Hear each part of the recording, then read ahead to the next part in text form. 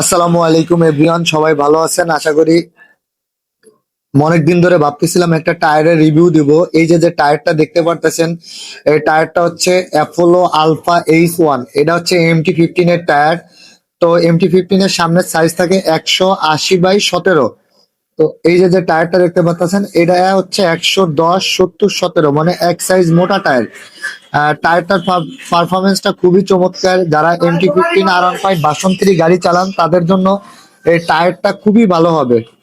তো এই টায়ারটা লাগাই আমি বাইকটা চালাইলাম, খুব ভালো লাগছে আমার কাছে। আর টায়ারের সাইজটাও একটু মোটা আছে, নর্মালে যে সাইজটা থাকে তার থেকে এই টায়ারটা একটু বড় পাবেন।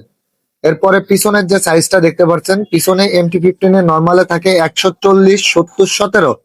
তো এটার সাইজ হচ্ছে 150/60/17।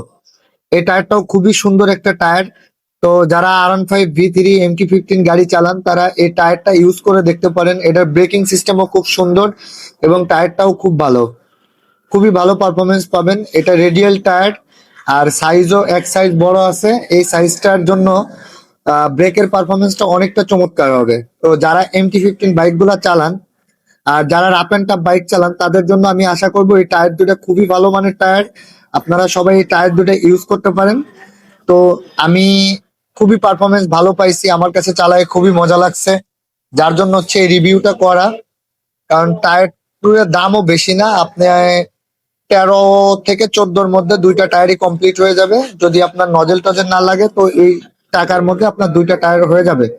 তো যারা এই সেগমেন্টের বাইক গুলা চালান তাদের জন্য খুবই সুন্দর। দেখতে পাচ্ছেন 150/60/17 সাইজ টায়ারটা, মানে পিছনের চাক্কাটাও আপনার 10 সাইজ মোটা হবে, সামনের চাক্কাটাও আপনার 10 সাইজ মোটা হবে।